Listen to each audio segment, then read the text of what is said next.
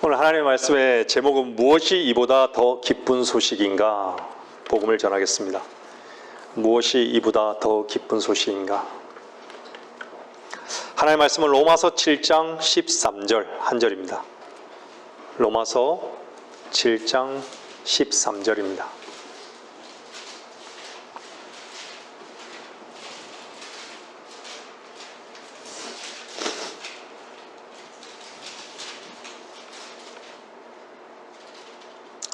그러면 선한 것이 나에게 사망이 되었느냐?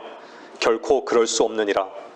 다만 죄가 죄로 드러나기 위해 선한 그것으로 인하여 나에게 사망을 이루었으니 이는 계명에 의한 죄가 심히 죄 많게 되게 하려는 것이라. 여러분은 율법, 즉 양심의 요구를 이루며 사십니까? 아니면 이룰 수 없는 것을 아십니까? 율법, 즉 양심은 오직 갈보리에서 피를 흘리신 예수 그리스도를 믿는 사람이라면 그 사람에게만 끝난 것입니다.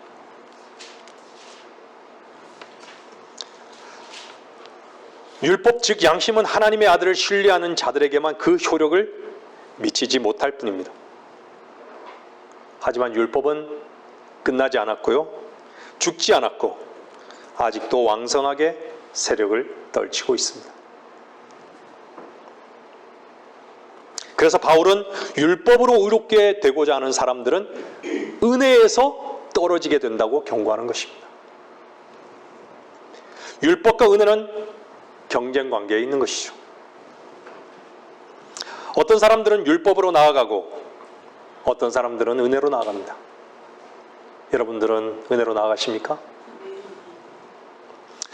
어디로 나아가느냐에 따라 구원을 받고 정죄를 받는 것입니다. 율법은 그리스도 밖에 있는 모든 자들을 향해서 정죄의 칼을 들이대고 있는 것이죠. 이 말은 율법은 그리스도 안에 있는 모든 자들을 향해서 어떠한 정죄의 칼을 들이댈 수 없다는 것이죠. 이것이 준엄하신 하나님께서 약속하시고 이루시고 보증하신 것입니다. 하나님께서 구약에서나 마태, 마가, 누가 수많은 곳에서 행하라고, 왜 행하라고 요구하고 있을까요? 그 이유는 행하라고 요구하시는 하나님께서 하나님의 요구 없으면 자기가 요구하시는 분의 그 요구를 자기가 행할 수 있는 자인지 없는 자인지를 구분을 못하기 때문입니다. 하나님이 행하라고 말씀하시는 명령 앞에서 자기 자신의 원래의 위치를 발견하게 하시기 위해서 행하라고 말씀하셨다는 것을 사람들은 오해한 것이죠. 정말로 내가 그렇게 할 수 있기 때문에 하라고 말씀하신 것이 아닌가, 이렇게 오해하는 것입니다. 하나님께서 행하라고 말씀하신 것은 우리들의 위치를 창세기 3장의 범죄 현장으로 데리고 가신 것입니다. 창세기 3장의 범죄 현장이 바로 뱀, 강교한 마귀가 사람의 마음속에 행하라고 바로 그 독소를 심어 주었기 때문에 그 독소가 누구로부터 온 것이냐면 그 원인과 결과가 어떠한 것인지를 알게 하시기 위해서 먼저 행함이라는 도구를 사용하신 것입니다. 그래서 그것을 통해서 자기 자신의 내면의 그 불순종의 모습과 죄의 모습을 발견케 하기 위해서, 곧 다시 말하면 행함이라고 하나님께서 말씀하시는 그 말씀 속에서 자기 내면의 관계를 보게 하기 위해서, 뱀이 받아야 할 그 저주를 발견하게 하기 위해서 행함이라는 말씀으로 먼저 우리들에게 이끌어 가신 것입니다. 사람들은 그것을 전부 다 오해한 것입니다.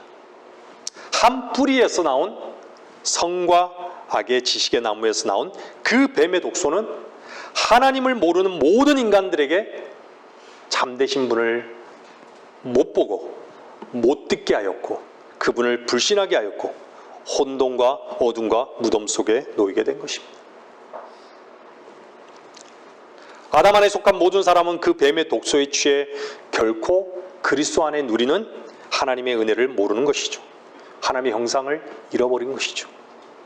그리스도와 함께 죽고 다시 살아난 그리스도 안에 속한 사람이 누리는 그 영광된 삶을 어떻게 알겠습니까?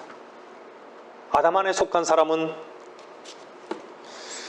자신이 상실되는 것을 결코 견딜 수 없어하고 자신의 의로움과 판단이 하나님의 의로움과 판단보다 더 낫다고 여기고 그 여기는 그 교만함 속에 살아가는 것을 모르는데 어떻게 하나님의 은혜를 누리며 살겠습니까?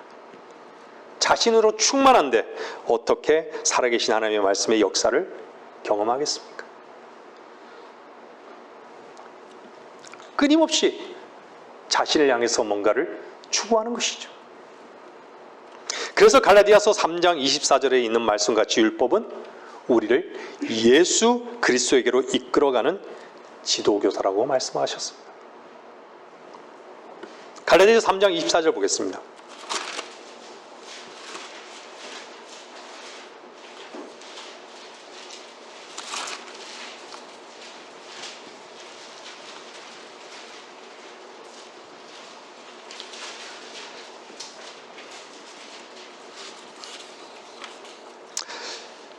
그리하여 율법이 우리를 그리스도에게로 인도하는 우리의 지도교사가 되었으니 이는 우리를 믿음으로 의롭게 하려 함이라.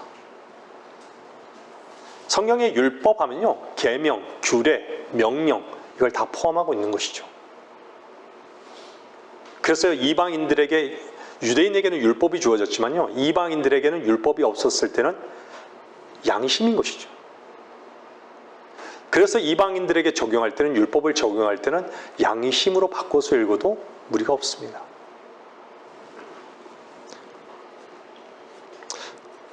우리 마음 안에 있는 양심의 요구는 그 양심의 요구대로 살게 하기 위해서가 아니라 그 양심의 요구를 통해서 예수 그리스도에게로 우리를 데리고 가시기 위한 수단이었던 것입니다. 우리의 원래의 위치를 발견하게 하기 위한 유일한 수단이 바로 우리의 양심이었고 율법이었다는 것입니다.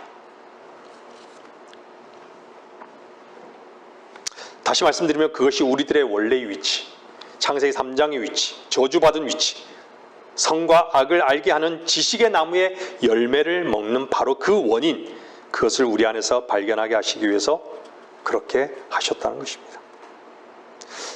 창세기 2장 25절에 부끄러워하지 않았다가 3장으로 넘어가면서 부끄러운 것을 가려요.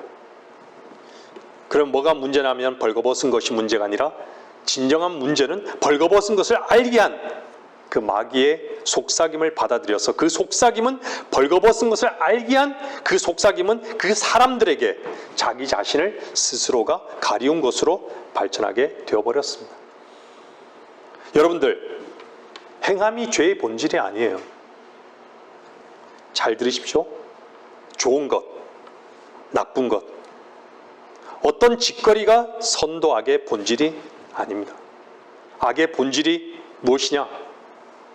악의 본질은 여러분들이 죄의 본질을 발견하려면 창세기 3장에서 잘 보기만 하더라도 발견할 수 있는데, 벌거벗었는데 부끄러워하지 않습니다. 외적인 모습이 죄의 문제를 가르쳐 주지 않습니다. 무엇이 죄를 알게 했습니까? 선과 악을 알게 하는 지식이 사람에게 죄를 알게 한 것이죠. 죄의 본질은 선, 악을 알게 하는 것이죠. 아는 것 때문에 자기의 연약함을 가리는 것이죠. 모든 짐승은 옷을 입습니다. 옷을 입지 않습니다. 하기야 요즘은 애완용 개들에게 옷만이 아니라 유모차, 모자, 양말, 신발, 기저귀까지 채우는 시대가 되어버렸습니다. 사람만이 옷을 입는 것이죠. 하나님을 믿는다고 말하는 많은 사람들은 하나님 한 분만이 선하다는 것을 믿는다고, 하나님 한 분만이 선한 것을 인정하는데도 하나님 한 분 외에는 모두가 악한 것임을 인정하지 않는 것이죠. 자기 자신이 악하다는 것을 인정하지 않는 것이에요. 나 자신과는 아무 상관없이 죄인으로 태어났는데 자신의 근거로 의롭게 되려 하고 의롭게 살려고 발버둥 치고 사는 것이죠. 의롭다고 주장하고 싶은, 다른 사람들에게 괜찮게 보이려고 폼 잡는 것이죠. 그래서 하나님의 판단보다 세상의 판단으로 다른 사람을 정죄하는 것이죠. 십자가에 동참되는 것이 죄와 저주받은 그 위치에 동참하는 것인데, 주님만이 죄와 저주가 되시고 자신은 결코 동참되어 본 적이 없는 것이죠. 늘 여러분들에게 말씀을 드리지만 교회가 죄의 문제, 본질의 문제를 다루지를 않고서는 결코 십자가의 은혜와 능력과 지혜를 경험할 수는 없는 것이죠. 그리스도 안에서라는 말의 의미와 실제를 배우지 못한다면 결코 주님이 다 이루신 그 안에서 쉼을 얻을 수는 없는 것입니다. 또한 그 어떤 상황과 환경 속에서도 나의 힘을 쓰지 않는 그곳으로 데리고 가시는 십자가의 그늘을 경험할 수가 없는 것입니다. 하나님의 피로 사신 교회는 구원의 방주입니다. 이 시대의 거짓된 교회들과 거짓 목사들, 혼들을 불쌍히 여기지 아니하고 전부 다 불타고 있는 난파선, 그런 난파선 같은 배에 사람들을 다 불러들여서 죄의 문제와 십자가를 다루지 않습니다. 돈만 뜯어내는 것이죠. 교회만 높이 세우는 것이죠. 거기서의 진정한 자유함을 진리의 말씀으로 말미암아 알게 하지 않는 시대가 되어버렸습니다. 많은 사람들이 자신에 묶여서, 세상에 묶여서 돌아올 수 없는 그 길로 가고 있는데도 불구하고 수많은 목사들이 굳이 외면하고 무시합니다. 이 마지막 시대의 교회의 모습은 난파선 같은 배 위에서 불빛도 없고 방향타는 완전히 잊어버렸습니다. 어둠의 거친 풍랑 속으로 방향을 잃었는데도 불구하고 거짓 목사들은 관심이 전혀 없습니다. 생명수는 메말라 버렸습니다. 영원히 목마르지 않은 생수를 선포하기보다는 세상을 얻는 것과 자신의 개발과 가능성만을 심어주고, 십자가는 걸어놓았는데 구원받고 거듭난 이를 찾아보기는 힘들고 너무 마음이 아픈 것이죠. 어제는 직장 동료에게 제 자신에 대해서 하나님께서 보여주신 것, 본 것을 말하였더니 연세가 71세 된 분이 공감하면서 그렇다고 고개를 끄덕이며 대화를 잠시 나누기도 했습니다. 짧은 시간 대화를 나누면서 하나님께서 기회를 또 주시기를 저는 기도했습니다. 요한복음 8장 32절 말씀은 이렇게 말씀하고 있죠. 찾지 마세요. 진리를 알게 되리니 그 진리가 너희를 자유케 하리라. 여기서의 자유는 무엇을 말합니까? 죄의 노예로부터의 자유입니다. 율법 곧 양심으로부터의 자유입니다. 여러분들 자유하십니까? 이 죄로부터의 자유함은 반드시 진리를 알아야 합니다. 이 진리는 바로 예수, 우리 구주 예수 그리스도십니다. 내가 곧 길이요 진리요 생명이라고 말씀하신 바로 그 주님이신데, 바로 그 진리의 말씀이 교회에서 선포되지 않고 있습니다. 늘 말씀을 제가 전하였지만 죄는 나에게 결코 죽을 수 없습니다. 죄는 나에게 결코 죽을 수 없습니다. 내가 죽지 않는 한 결코 자유함을 얻을 수는 없습니다. 말씀을 듣고 계신 분, 구주와 함께 못 박혔던 적이 있습니까? 그렇다면 구주와 함께 또 영생을 얻습니다. 로마서 7장 한번 보겠습니다. 로마서 7장 4절에서 6절입니다.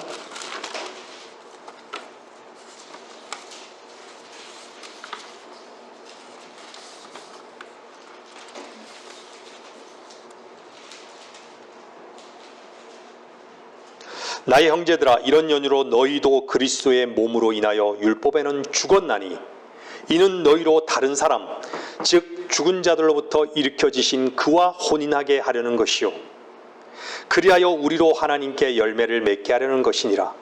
이는 우리가 육신 안에 있었을 때에는 죄들의 정욕이 율법을 통하여 우리의 지체 속에서 역사하여 사망에 이르는 열매를 맺었으나 이제는 우리가 붙잡혔던 것에서 죽었으므로 율법에서부터 구제되었음이니 우리가 영의 새로움으로 섬길 것이요 법문의 낡은 것으로 섬기지 아니할 것이라. 그런즉 우리가 무슨 말을 하리요? 율법이 죄냐? 결코 그럴 수 없느니라. 율법에 의하지 아니하고서는 내가 죄를 알지 못하였으니 곧 율법이 너는 탐내지 말지니라 하지 아니하였더라면 내가 정욕을 알지 못하였으리라. 그러나 죄가 계명을 통하여 기회를 잡아 내 안에서 온갖 세욕을 일으켰느니라. 여러분들 속지 마십시오. 마귀들이 여러분들을 어떤 세상적인 유혹으로 아름다움으로 이끈다 할지라도 귀를 막아버리시고 눈을 감아버리십시오. 그리고 진리의 말씀 앞에 여러분들의 마음을 여십시오. 사람들의 혼을 지옥으로 데려가고 하나님을 섬길 수 없도록 하는 마귀 사탄을 향해 저는 선전포고를 하고 있는 것입니다. 그리스도 안에 있을 때만 속지 않습니다. 그리스도 밖에 있는 모든 것은 헛되며 거짓입니다. 마귀는 우리를 속이고 우리를 더럽혔지만 우리는 우리 자신을 아주 아름답다고 생각합니다. 마귀는 자기의 괴계로 우리들의 목을 베고 있는데 그리스도 안에 있다는 사람들이나 세상에 있는 사람들이나 그 입에서는 즐거움의 웃음만 나옵니다. 세상에 즐거움이 너무 많죠. 즐거움이라면 경배도 예배도 하나님도 중요하지 않습니다. 자신을 돌아보십시오. 육신 안에는 성령 안에 있는 열매가 없습니다. 생각해 보십시오. 여러분들, 인간이 죄를 모르는데, 죄에 노예된 것을 모르는데 어떻게 인간이 자유하기를 원하겠습니까? 일반적으로 자유는 사람들이 어디에서 찾는 것이죠? 남들보다 더 많이 벌고 더 높아지고 더 많이 배워서 자유를 얻기를 원합니다. 그래서 시간적 자유를 갖기를 원하죠. 경제적 자유, 시간적 자유. 속지 마십시오. 여러분들이 더 많이 갖고 더 많이 배우고 더 많이 높아질수록 여러분들은 바로 그곳의 노예가 되어갈 뿐입니다. 명예의 노예, 물질의 노예, 여러분들의 형편의 노예. 우리는 대부분 형편 때문에 묶이죠. 근데요, 여러분들보다 부족한 사람들, 전 세계에 얼마나 많은지 아십니까? 굳이 말씀드리지 않겠습니다. 우린 경제적 규모로요, 세계 10위 안에 들어요. 풍요로우며. 우리는 생수를 그냥 먹다가 버리죠. 생수를 못 먹고 진흙탕 물을 먹는 사람들도 엄청 많습니다. 세 끼밥, 한 끼밥도 못 먹는 사람들 너무 많아요. 우리 아파트 한번 그 쓰레기 버리는 곳 한번 가보세요. 멀쩡한 것들이 얼마나 많이 버려져요. 우리가 버려지는 옷들이 다 어디로 가는 줄 아십니까? 다 그쪽으로 가는 거예요.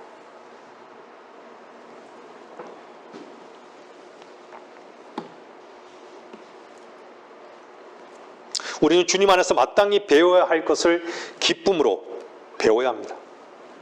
고난에 대해서 제가 지난주 말씀드렸지만 우리는 상실의 기쁨으로 그리스도 안에서 배워야 합니다. 상실의 기쁨을 그리스도 안에서 배워야 합니다. 우리 자신에게 가장 소중한 것들을 팔아 그리스도 한 분만을 얻는 것을 기뻐할 줄 안다면 모든 것을 얻은 것입니다. 자기 자신이 형편과 상황과 죄에게 묶여 있어서 그것이 얼마나 죄의 문제인 것을 알지 못하는데 어떻게 자유를 요구하고 어떻게 회개를 하겠습니까? 인간은 자기 자신의 행동이 의롭다고 여기는 한 절대로 거기서 돌이킬 생각하지 않습니다. 자기가 자기의 생각을 그리고 행함을 붙들고 껴안으려고 껴안으려고 하지 절대로 거기서 자기 자신을 주님께 옮겨 놓으려고 하지 않습니다. 누가복음 18장의 바리새인은 어떻게 기도합니까? 하나님이여, 나는 다른 사람들, 즉 착취하고 불의하며 간음하는 사람들과 같이 아니하고 또 이 세리와도 같이 아니함을 감사하나이다. 자기가 다른 사람들과 같이 않다 그래요. 말씀을 선포하는 저나 여러분들이나 다른 사람들과 같이 않다면 단 한 가지 때문입니다. 우리 안에 구주 예수 그리스도가 계시기 때문이지 우리의 육과 그들의 육이 다른 것이 아무것도 없다는 것입니다. 우리들의 육신과 우리들의 죄와 우리들의 불의가 세상에 있는 사람들과 무엇이 다른 것입니까? 다르지 않습니다. 다만 우리는 우리 안에 주께서 우리의 생명이 되셨을 뿐입니다. 다만 우리는 우리가 죄인인 것을 발견했을 뿐인 것이죠. 우리는 다른 사람과 같지 않습니다. 그래서 우리는 구원받은 죄인인 것이죠. 같습니다. 사람들은 그런데 왜 다른 사람들과 같지 않다고 얘기를 할까요? 그런 사람들은 자기 자신이 행하는, 자기 자신이 의로 만들어 놓은 어떤 배에 타고 앉아가지고 항해를 하려고 할 뿐이죠. 그것만 기뻐하고 즐거워하려고 하는 것이죠. 자꾸 자기 자신의 의만, 자기 자신의 선만을 계속 즐거워하는 것이죠. 아무것도 없는데 폰만 잡고 척만 하는 것이죠. 똥인 줄 모르고. 제가 그랬습니다. 교회가 세상과 가치관이 똑같아졌습니다. 악이라고 하는 것은요, 세상 사람들도 다 압니다. 악이 죄인 것을 세상 사람들이 모르는 사람들이 어디 있습니까?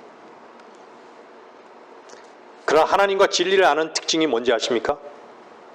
세상에서는 악과 더러움을 윤리와 도덕적인 그 가치관 속에서 발견하려고 하지만요, 하나님을 아는 그리스도인들은 죄의 발견은 자기가 가장 고상하려고 하는 선의 추구에서 발견할 수 있어야 합니다.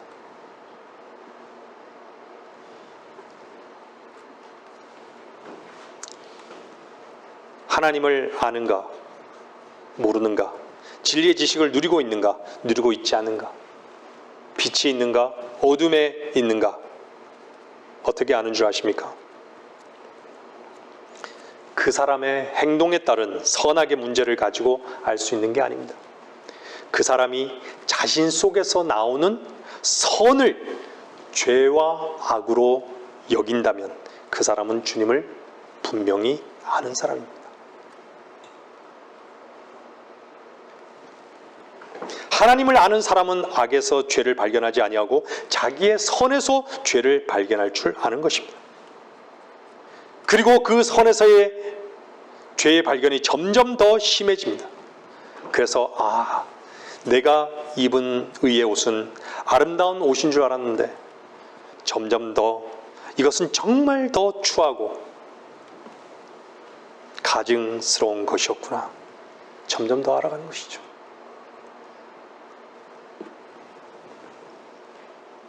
주님이 우리에게서 100을 보시는데 우리 자신은 어쩌면 100분의 1도 못 보고 있겠지만 주님은 이미 우리에게서 100을 더 이상 계산하지 않는다는 것으로 우리는 시작된 사람들입니다.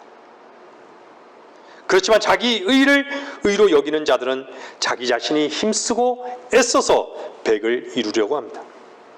자신은 100 조금 모자라는 것으로 여기는 것이죠. 그래서 결코 하나님의 의를 받아들일 수가 없는 것이죠. 오히려 자신을 즐기고 자랑하고 그것을 붙들고 유유자적합니다. 그런 사람들이 주님께서 의의 구조선이라고 말씀하셨다고 해서 참 의가 되신 예수 그리스도의 구조선에 올라타겠습니까? 예수 그리스도만이 우리의 참된 의가 되었다는 말씀을 듣기가 어렵게 되었습니다. 이제는 교인들에게 여러분들이 의롭게 선하게 살으라고 강단에서 선포되고 있습니다. 그것이 창세기 3장의 마귀 설교인 것이죠. 바로 그것 때문에 자기의 의를 붙들고 그것 자랑하고 살다가 예수 그리스도라는 의의 배에 올라타지 않았기 때문에 영원한 불 속에 들어가는 것입니다. 여러분들, 내가 탄 배가 어떨 때에만 구조선을 부를까요? 생각해 보십시오. 내가 탄 배가 불에 타고 있다는 것을 알 때만입니다. 물이 계속 차오르고 있고 이것을 어떻게 할 방법이 없다고 생각될 때만 비로소 구조선을 부를 겁니다. 여러분들이 세상의 흙탕물 속에 흙탕물이 여러분들 속으로 들어오는 여러분들의 내면을 더럽히는 바로 그런 것들, 여러분들이 의롭게 살려고 하는 바로 그런 도끼들, 이런 것들이 여러분들은 깨져본 적이 있습니까? 여러분들 스스로 실망해 본 적 있느냐 말입니다. 여러분 자신에게 실망해 본 적이 있느냐 말입니다. 여러분들이 의롭게 살려고 했던 그 의로운 행동에 대해서 실망해 본 적이 없냐는 말입니다. 그것이 가증된 것이구나. 그것은 거짓된 것이고 참다운 성과 의가 아니라 사람들에게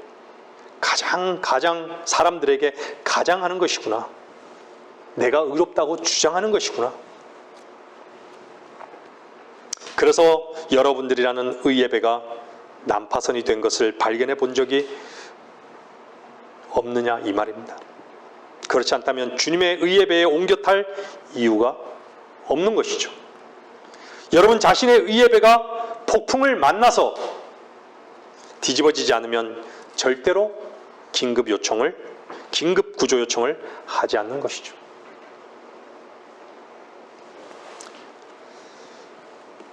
그래서 때로는 하나님께서 우리들의 삶의 폭풍우를 만나게 하는 것입니다.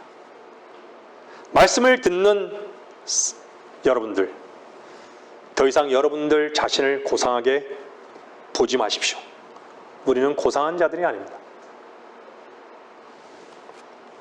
꾸밀 수는 있을지라도 결코 우리들은 고상함으로 발견될 수가 없고 우리는 괴물로 발견되어야 합니다. 우리는 괴물이에요. 괴물 맞습니까? 앙카박이 완전히 다른 괴물, 왼쪽 눈과 오른쪽 눈이 완전히 다른 괴물, 각각 다른 곳을 보는 괴물들, 한 입을 가지고 다른 말을 하는 괴물들, 판단의 얼굴을 웃음으로 바꾸는 괴물들, 남에게 선을 베풀면서도 여전히 그에게서 무엇인가를 얻기를 원하는 괴물들. 왜 그런 자신을 발견하지 못하는 것입니까? 우리가 얼마나 고상한 자입니까? 여러분들의 만일에 정말로 고상한 자로 보인다면 여러분들이 주님을 만났을 때 여러분들의 원래의 모습이 발견될 것입니다. 지금 여러분들이 여러분들의 자신을 이 땅에서 혐오하지 않는다면 이미 늦은 것이죠. 그때는요. 사랑하는 여러분들, 죄가 자기 자신에게 보이지 않으면요 절대로 주님도 안 보입니다. 주님은 여러분들의 허물 때문에 죽으신 것이 아니라 여러분들의 가장된 선 때문에 죽으셨습니다. 여러분들이 생각하는 악 때문에 죽으신 것이 아니라 악을 가리려고 하는 거짓 때문에 주님께서 죽으셨습니다. 예레미야 17장 9절 말씀 보겠습니다. 예레미야 17장 9절.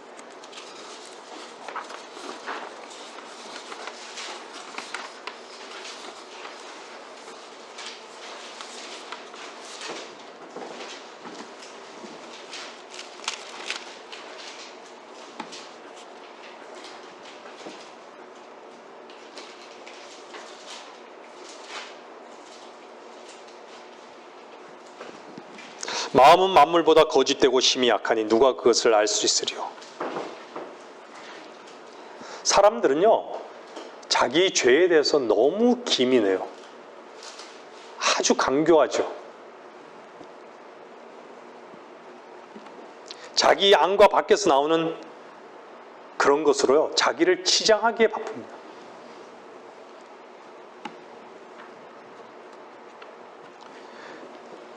우리 자신의 선이라는 고상함이라는 그런 위선의 옷을 입고 고상하게 자꾸 자기를 꾸미고 칠하는 것이죠. 안과 밖으로 남들이 볼 때 고상한 사람으로 보이기 위해서 자꾸 치장만 하는 것이죠. 속에는 냄새만 나는 것이죠. 여러분들, 개와 돼지는 그저 개와 돼지일 뿐입니다. 사람들은 자기 자신을 의라는 행동으로 그 색깔을 자꾸 칠하는 것이죠. 남들이 볼 때 괜찮은 사람으로 나타나기를 원합니다. 척하지 마십시오. 가장 척하는 자들이 종교인들이고 저 같은 목사들이고 교회에서 그것 외에는 가르쳐주지 않는 것이죠. 고린도후서 11장 14절 말씀 보겠습니다. 고린도후서 11장 14절 말씀.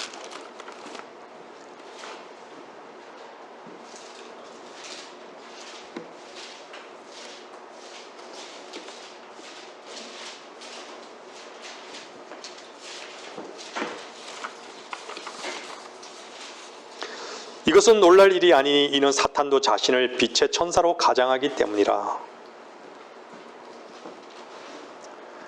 누가 가장을 가장 잘하는 거예요?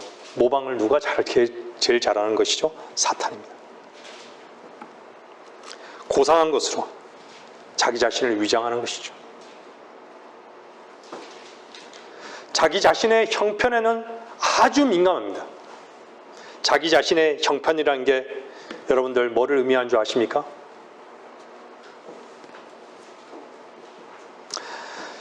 내적 형편을 얘기하는 게 아닙니다.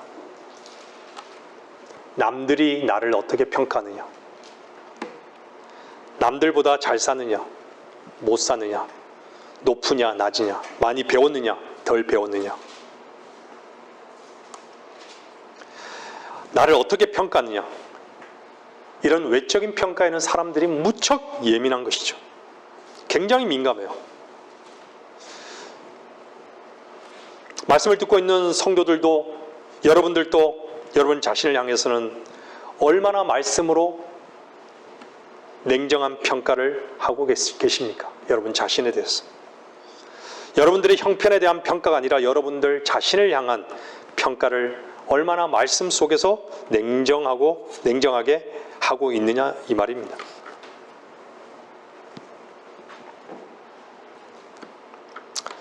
어리석은 사람들은 밖의 상황을 향해서는 굉장히 민감하면서도 정작 자기 자신을 향해서는 전혀 돌아보지 않습니다.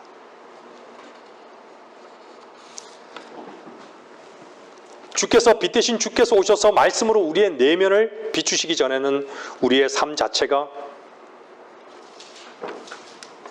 여러분들 제 고향에는 탄광이 있죠. 그 깊은 수천 미터 들어가는 그 갱 속에는 빛이 없어요. 빛 하나 없는 그런 곳에서 석탄을 캐죠. 우리 내면이 그와 같다는 것을 전혀 발견하지 못해요. 자꾸 외적인 그 형편에만 묶여버리는 것이죠. 하나님을 아는 만큼 우리는 우리 안에 있는 내 자신이 드러나는 것입니다.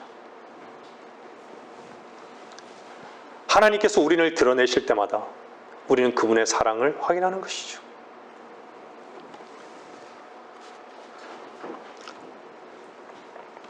여러분들이 참으로 빛 대신 주님의 말씀을 알고 하나님을 안다면 여러분들의 내면을 알 수 있는 것입니다.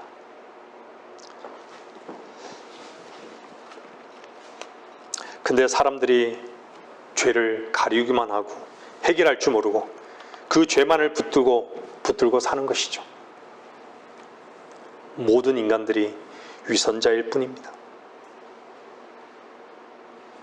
죄라는 그 죄를 즐기하는 위선자일 뿐이라니까요.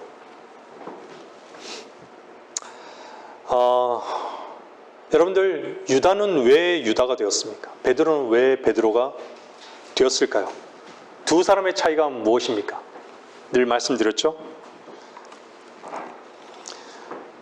유다보다는요, 사실은 베드로가 더 비굴했습니다.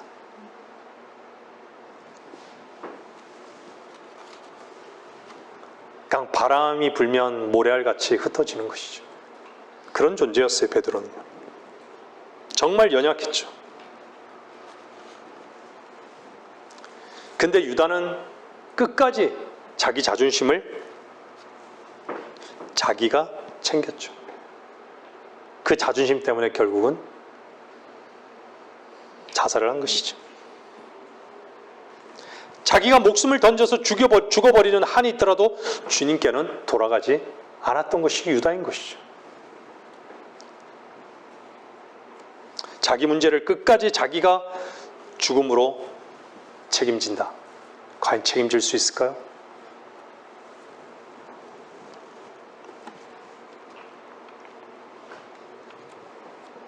베드로는 그 자신을 주님께 맡길 줄 알았던 것입니다. 주님 앞에 연약함이 발견되었지만 더 이상 위장하는 삶을 살지 않고 주님께로 돌이켰던 것입니다.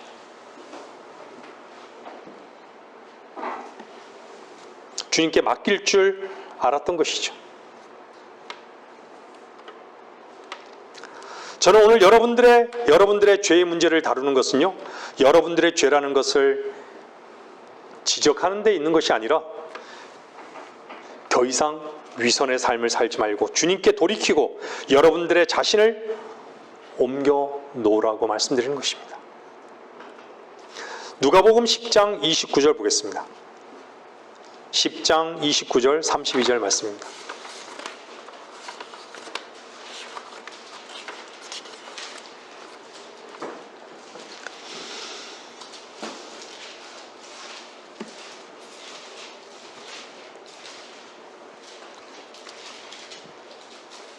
그러나 그는 자신을 의롭다고 주장하고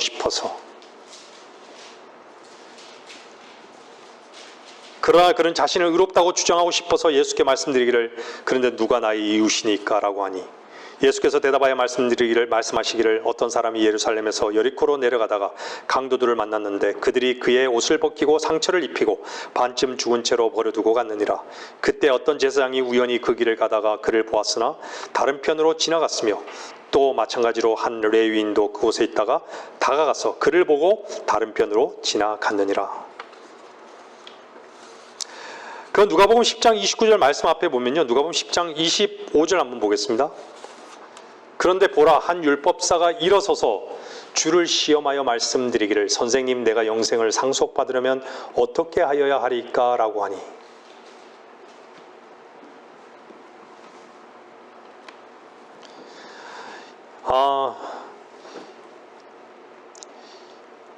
그 29절 말씀 바로 조금 아까 읽어드렸죠, 제가.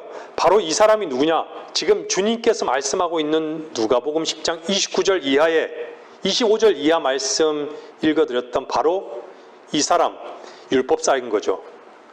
그 사람 그 속에 무엇이 있냐면요, 자기 자신을 의롭다고 주장하고 싶은 그것을 감추고 있는 것이죠.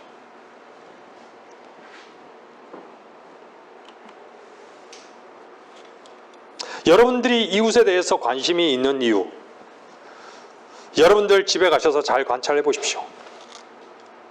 여러분들이 만나는 사람, 왜 여러분들이 만나려 할까요? 그 이유는 자기 자신이 의롭다고 주장하고 싶은 것입니다. 그런데 그 사람을 향해서 주님께서 뭐라고 말씀하신 줄 아십니까? 내가 어떤 존재인지 아느냐. 오늘 말씀으로 우리들에게 교훈을 주시는 것입니다. 이 율법사는요, 그 밑으로 내려가면 누구로 연결되느냐 하면 제사장과 레인으로 연결되고 있습니다. 31절 보면요, 그때 어떤 제사장이 우연히 그 길을 가다가 그를 보았으나 다른 편으로 지나갔으며 32절에 또 마찬가지로 한 레위인도 그곳에 있다가 다가가서 그를 보고 다른 편으로 지나갔느니라. 바로 이 사람이 너 같은 율법사다.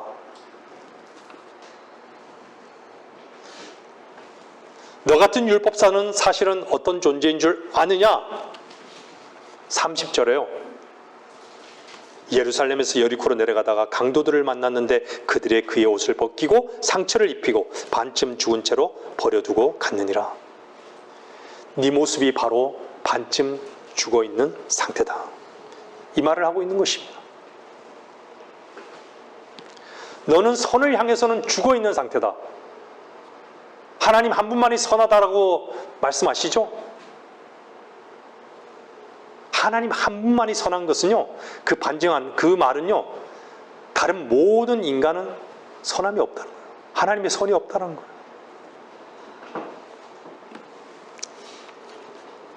영생을 향해서는 가능성이 없는 죽어있는 상태다. 선을 향해서, 영생을 향해서 죽어있는 상태인 내가 무엇을 할 수 있겠느냐? 너는 선을 행할 수 있는 자가 아니라 오히려 하나님의 선을 받아들여야 할 존재다. 이것이 지금 누가복음 10장에 있는 말씀의 주제인 것이죠.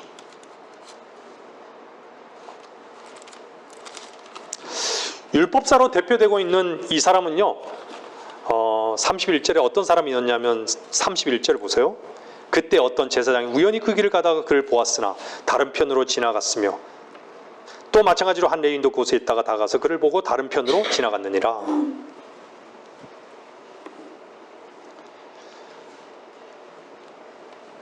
자기가 죽어있는 자의 위치인데 그게 무관하다고 다른 편으로 지나간다. 자기가 강도를 만나서 반쯤 죽어있는 상태인데 선을 행할 수 있는 존재라고 여깁니다. 죽어있는 자가 다른 편으로 가요.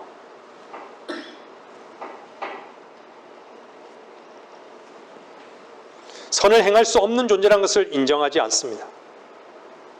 자기가 죽어가는 존재라는 것을 인정하지 않는 것입니다. 인정하지 않으려고 해요. 자기 자신이 죽어있는 줄을 모르는 자기 자신을 향해선 전혀 무관심한 것이죠. 하나님께서 말씀을 통해서 예수 그리스도께서 자기 선으로 뭔가 선을 이루려고 하는 그 사람에게 비참한 모습을 보여주시고 계시는 것입니다. 너 지금 상태가 이렇다고. 옷이 다 벗겨져서 반쯤 죽어있는 상태라고. 넌 비참하고 불쌍한 상태라고. 넌 오히려 개보다도 더 불쌍한 상태라고.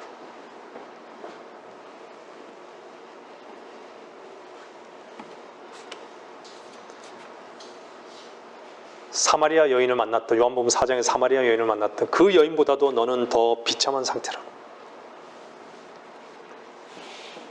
그런데도 왜 너는 굳이 너의 그 상태를 외면하냐고. 이게 지금 누가복음 10장의 말씀입니다. 이 말씀을 다들 어떻게 해석하는 것이죠? 전부 다 자기 자신이 사마리아인이 될 수 있다고 생각하는 것이죠. 이유가 뭡니까? 자기 자신이 의롭다고 주장하고 싶어서. 제가 청년 시절 여름성경학교 공과책에 누가복음 10장을 가지고 어린아이들에게 사마리아인같이 선하게 살아야 한다고 가르치는 공과가 생각이 납니다. 참 슬픈 것이죠. 주님께서는요, 이 땅에 계신 동안 종교인들과 싸웠습니다. 세리와 창녀들과 싸우지 않았습니다. 자기 스스로 의롭게 살려고 하는 자들과 싸우신 것입니다. 주님께서 그래서 그들이 결국 주 예수 그리스도를 십자가에 못 박아 죽여버렸습니다. 이 진리를 듣고 깨닫고 아멘하고 그 말씀이신 주 예수 그리스도께로 나오십시오. 전부 다 자기 자신의 의만 주장하는 자들만 있습니다. 여러분들, 주님께서 십자가로 가신 이유가 뭡니까? 바로 거짓된 종교성 때문입니다. 위장된 선 때문입니다. 사랑하는 여러분들, 제가 여러분들에게 선을 행하지 말라는 말입니까? 여러분들이 다른 사람들을 사랑하는 그 선은요, 여러분들이 먼저 십자가에 못 박혀 죽기 전에는 그 선을 행할 수 없다는 것입니다.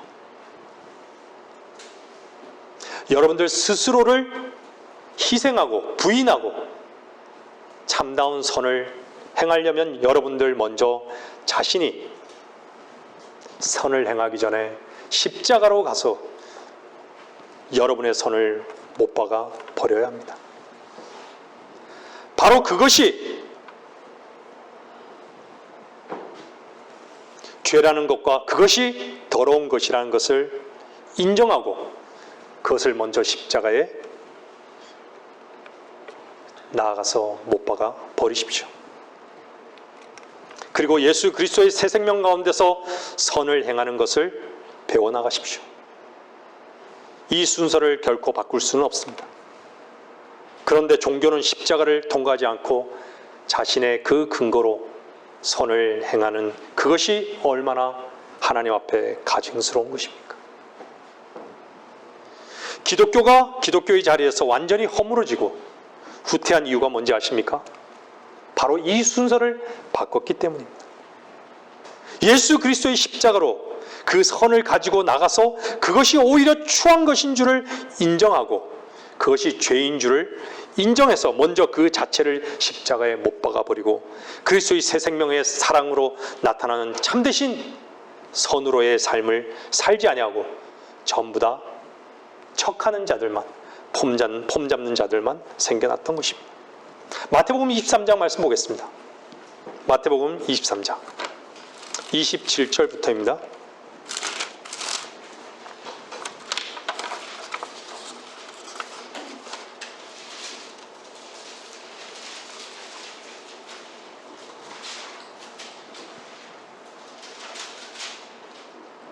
위선자인 서기관들과 바리새인들아 너희에게 화 있으리라. 이는 너희가 회칠한 무덤들과 같음이라.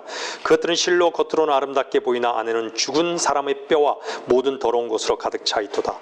이와 같이 너희도 겉으로는 사람들에게 의롭게 보이나 속에는 위선과 불법으로 가득 차 있도다.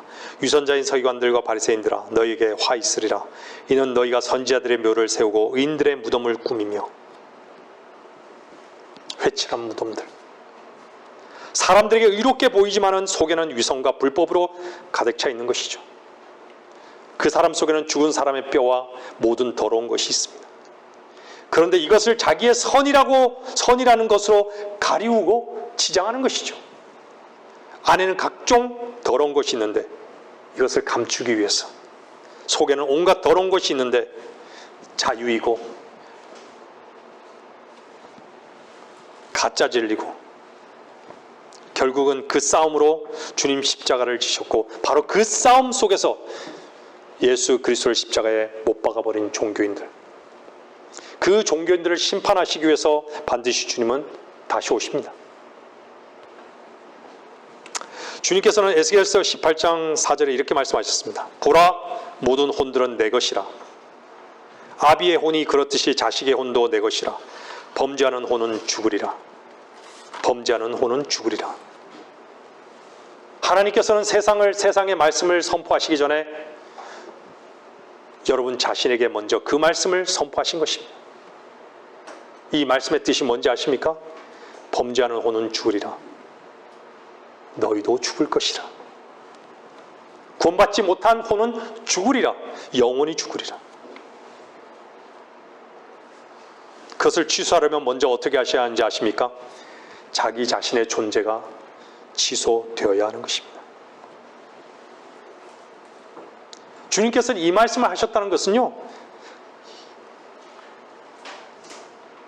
하나님께서 취소하실 수 있는 방법이 인간들에게는 없다는 것을 말씀하고 있는 것입니다. 하나님만이 방법이 되실 수 있다는 것이죠. 그래서 하나님께서는 말씀하신 그대로 하신다는 말인 것이죠. 범죄하는 혼은 반드시 죽습니다. 하나님께서는 죄인을 결코 간과하지 않으셨습니다. 로마서 3장은 이렇게 말씀하고 있습니다. 26절요. 3장 26절.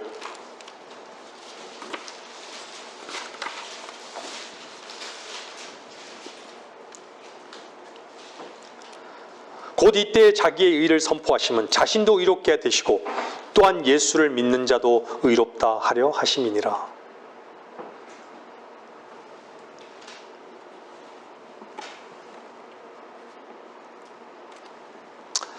하나님의 아들이 육신을 입고 스스로 죄인이 되셔서 죽으셨습니다. 이 세상에 아무리 돈이 많고 많은 자도 죽고, 세상에 아무리 지식이 많은 자도 죽었습니다. 아무리 유명한 배우도 죽었습니다. 아무리 높은 지위를 갖고 있는 대통령도 왕도 모두가 죽었습니다. 죽음은 죄인의 끝의 모습입니다. 하지만 의롭다함을 입은 사람은 잠자는 것입니다. 내가 깨면 주님으로 인해 만족할 것을 믿는 사람입니다. 여러분들, 세상을 얼마나 주님께서 사랑하셨으며 그리고 죄를 얼마나 혐오하셨으면 주님 자신이 죽으셨을까요? 주님께서 죽으시면서 요한복음 19장 30절에 뭐라고 절규하셨습니까? 다 이루었다. 그 소리가 들리십니까? 근데 수많은 사람들에게 왜 그 소리가 들리지 않을까요? 그 소리가 왜 들리지 않을까요?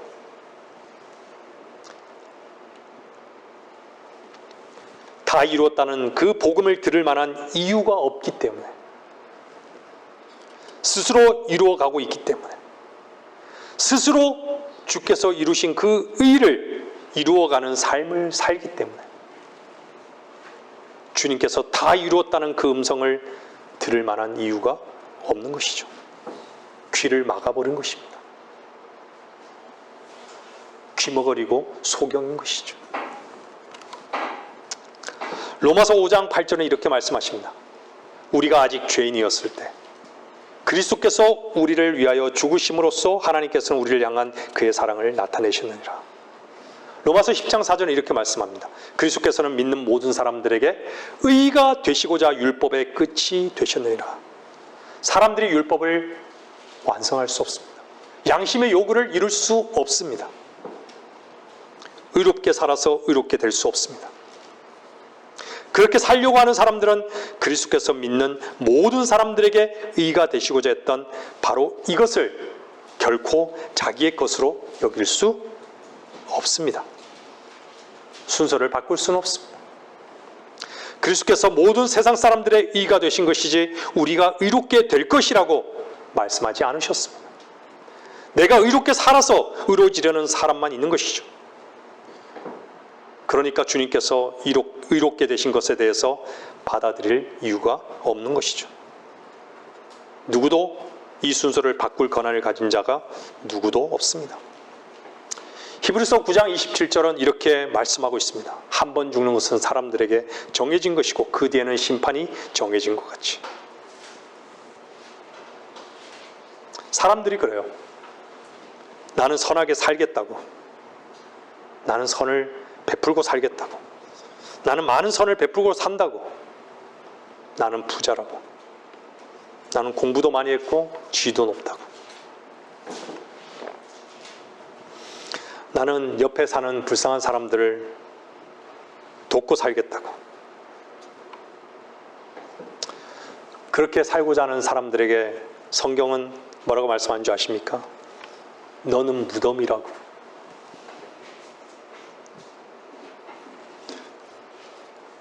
너는 각종 더러운 것들이 내 안에 가득할 뿐이라고. 넌 시체라고.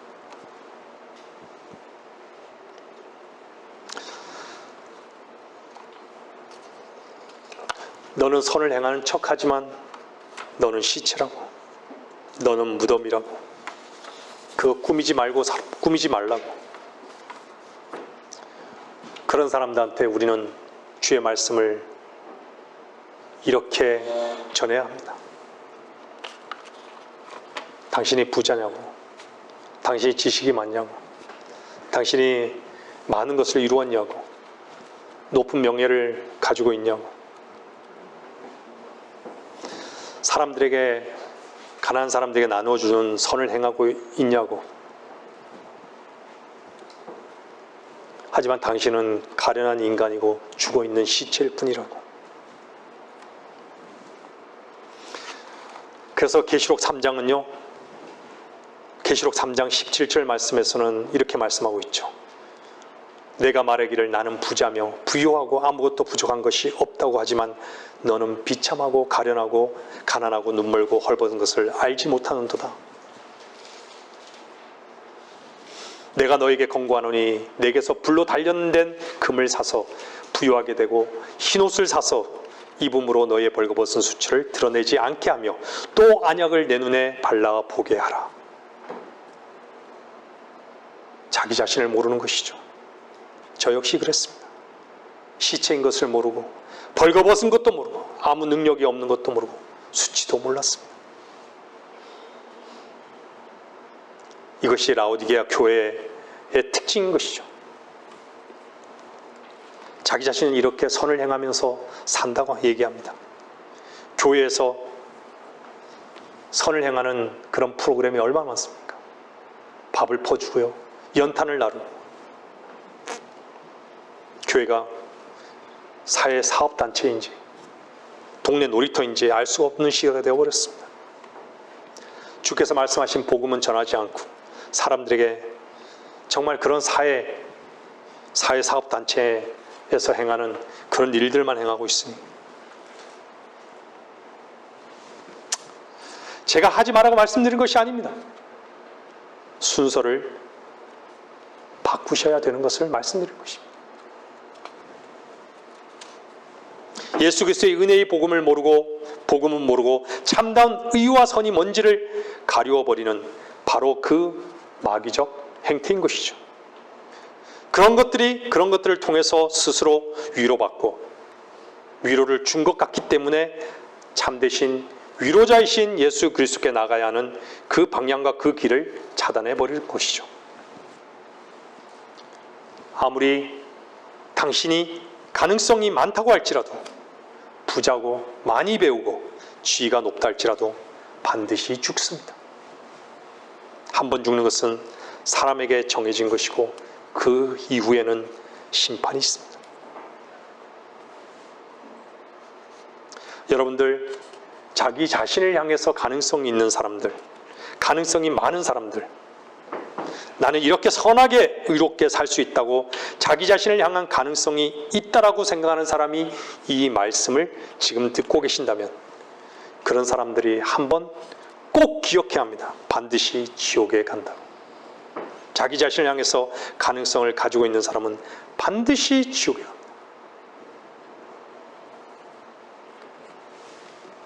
자기 자신을 향해서 추구하는 것을 한번 돌아보십시오. 여러분들이 왜 슬퍼하고 왜 형편에 묶여있고 왜 여러분들이 세상을 향해서 지나친 웃음을 웃는 줄 아십니까? 여러분들 자신을 향해서 부유하기 때문입니다. 주님을 향해서만 부유한 사람들은 주님의 사랑만을 계산할 뿐입니다.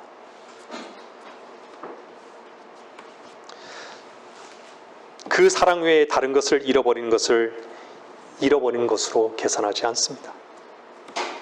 여러분들, 주 안에서 주님과 참다운 사랑을 해보십시오.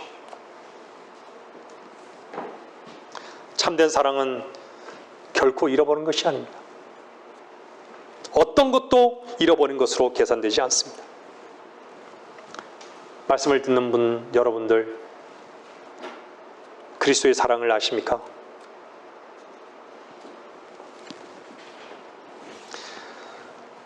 그리스도의 사랑을 잃어버린 것 외에 어떤 것도 세상을 너무 사랑하기 때문에 그런 것들이 상실되어진 것만 계산하고 그런 것들이 손해보는 것만 두려워하고 그래서 그것으로만 즐거워하고 그것으로만 잠 못 자는 어리석은 사람들. 주님의 사랑 때문에 즐거워하고 잠을 잘 이루는 그곳으로 왜 나아가는 것을 주저하십니까? 말씀을 정리합니다. 주님께서는 우리들의 타락한 위치로 우리들을 발견함으로 말미암아 주님께 우리 자신을 옮기기를 요구하십니다. 여러분들은 참으로 자유하십니까?